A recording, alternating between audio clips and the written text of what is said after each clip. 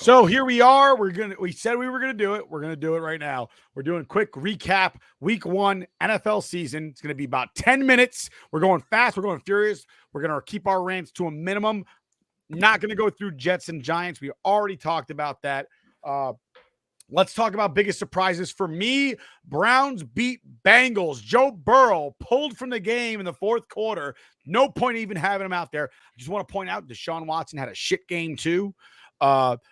Elijah Moore, probably 2 or 3 more games of 3 catches or 1 catch per game before he requests a trade to a team that's going to use him better. Guy only had 3 catches for 30 yards. Pretty sure he might be requesting a trade sometime in the very near future, especially if the Browns happen to win more games moving forward. He's definitely going to – and it's not because of him. He's definitely requesting a trade. Guys, big surprises for the week. There were a few. I'm with you on the Burrow thing, dude. Big bucks Burrow, right? The highest paid player in the NFL, and just comes out like flat isn't the word.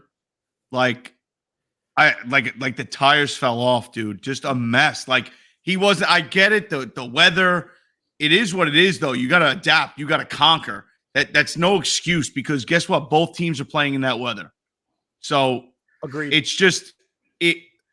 That's hands down the biggest surprise, other than obviously what we touched on with the Aaron Rodgers injury. Aaron Rodgers injury takes the cake, but the one right below it is paying a quarterback all that money to just look lost all game.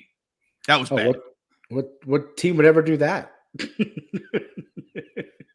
That's true. Talked about that. Dude, that's not surprising. That goes for 2 teams. My biggest surprise, we talked about the other one, the Lions, earlier, but Buccaneers beat the Vikings on the road with Baker Mayfield at quarterback.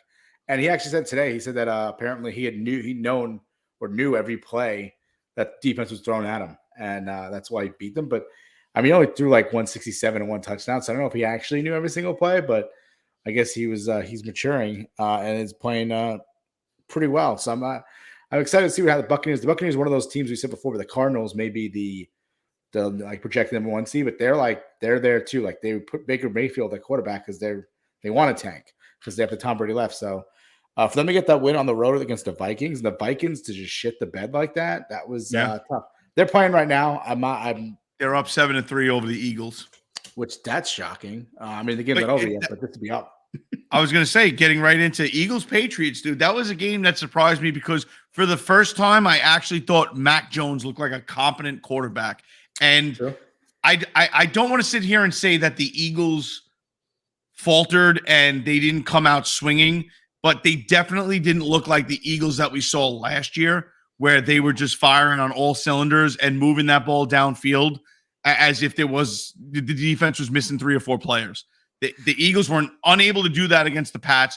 Listen, Bill Belichick knows how to win games. He can make, he can turn shit into gold. He really can. It's just whether by deflating footballs and cheating and Spygate or whatever you want to say. Us as Jet fans will always throw that in there. But Bill Belichick knows how to win. And Mac Jones, who, I mean, me and Nick hate on all the time. I never thought he was a good quarterback. And every time somebody says, like, oh, well, Mac Jones is going to have a good year, I kind of scoff and laugh. I was impressed by his play against the Eagles. Obviously, the Eagles win, but it was a close game right down to the end. And they were down. They were down big early too, and they came back in that game. Yeah. They had a shot at winning it too, so impressive. Nick, you're on mute. Nick, you muted. You're muted, Nick. Sorry about that. Another shocker for me was the play of Anthony Richardson for the Colts. The first half of that game, he actually looked like a competent quarterback, but then natural habits kicked in, and he looked like the bag of shit that he actually is. I still can't figure out how he got drafted in the first round. Wait, I left this up today. They posted a power rankings of the top 10 quarterbacks as of right now after week 1. And some Colt fan tweeted at them, a quote tweeted, was like, "Where's Anthony Richardson? Like, are you fucking kidding me?" Well, Anthony Richardson, just to read off his stats, 24 for 37, 223 yards, 1 touchdown, 1 interception. He averaged 6 yards per pass with a quarterback rating of 23.4 and a rating of 79.0. He got injured at the end of the game. Gardner Minshew had to come in. Minshew Mania made a return, albeit briefly 0 for 2 on the day, but he still somehow managed a rating of 39.6. Colts lose that game. 21-31, but they made it a lot closer than I thought it was going to be. Oh, yeah. They were in the game at the half. They did. They're up like 21-20 at one point. Yeah. Yep. Nick just removed himself. Nick dipped out. Oh, he's answering the phone. I was going to say the next game that impressed me, and I couldn't even watch it because I don't have the NFL Game Pass or whatever like that. Dolphins against the Chargers, dude. 36-34. Dolphins pull it out at the end. Nail biter, dude. And I'm sitting there like every time I want to watch, like, let's say the Raiders are on right after the Jets and it's going into like, extra time. They always go right to the Dolphins game. And I'm like, no, put the fucking Raiders on. I got money on the Raiders. I bet that game. This time they don't cut to the Dolphins at all for those extra time between games. And I'm just sitting there trying to watch it on my phone. Dude, Tua, 28 for 45, 466 yards, three touchdowns, 1 interception. Tua went off. But again, the Dolphins defense lets up 200 yards on the ground. Justin Herbert went 23 for 33, 229 yards, 1 TD. So the Chargers did it with the legs, and the Dolphins are able to get the win. But it's just when you see that kind of stat from your quarterback going off, you would assume that you absolutely blew out the team you were playing. Yeah. Kind of like Dallas did to the Giants, but that didn't happen for the Dolphins. No, with that one, I actually took the over. The over was set at 50, and I was like comfortably over by like the third quarter. Like, dude, if you sat there and took Tua for anything, right? You took him for 2 or more touchdowns, you made a shit ton of money. I think the over under on our yards in the air was like 240 something. And before the game started. So you cleared that in like the second quarter. Yeah. That was the game to make money on prop bet offense. On overs, that is. And then the Chargers, though, this always happened with Philip Rivers too. Always in that late window. They always have that late game where there's either going to be a comeback or they're going to blow it. And it just carries over to Justin Herbert. I feel like at 6:45, 7 o'clock, I'm always going to watch the Chargers losing a tight game at the end of every Sunday. It just always happens. No matter what quarterback it is, Justin Herbert, Philip Rivers, doesn't matter. It's going to happen. That's the Chargers thing. So Packers beat the Bears. Nothing surprising there. Jordan Love looked good. No, he looked really good. Jordan Love looked great. And you know what? I'm happy for the Packers. The Packers fans were so mad at the Jets for getting Aaron Rodgers. Yeah. I could give a shit less if fucking Jordan Love is good. Couldn't care less. Wait. I don't know. We have to talk about this. Right. They were tight. The Packers fans. There's a bar in Wisconsin called Jack's American Bar that offered free drinks, or if the Jets lose. So your entire bar tab would be covered if the Jets lose. That's so pathetic. Aaron Rodgers goes down. Everyone at the bar rakes up their beer tab thinking we're drinking for free tonight. The news report is like interviewing everyone. Everyone's having a good time. They're all drinking. It's live. They're ossified. They're all ossified, dude. You can see them. They're hammered. The Jets win, and the guy's live, and he's like, well, the mood changed here because now everyone just got their bill. And there's a guy in the back who's like this. Did you see the other dude? The other dude with the bill, like looking at it and trying to tell his drunk friend, like, hey, dude, you owe me like $400. And then in the background, there's a dude doing the Stone Cold with 2 beers, just slamming them down. And it looks like he's like, fuck it, we ordered them. He was in a Gardner jersey. So he was probably happy. He's probably having a great time. But Packers beat the Bears. Nothing surprising there. Justin Fields, 24 for 37. Stinks. 216 yards, a touchdown, an interception, 9 carries for 59 yards in the loss. At what point do you sit there and go, the fantasy points are cute and all, but you're still not a good quarterback?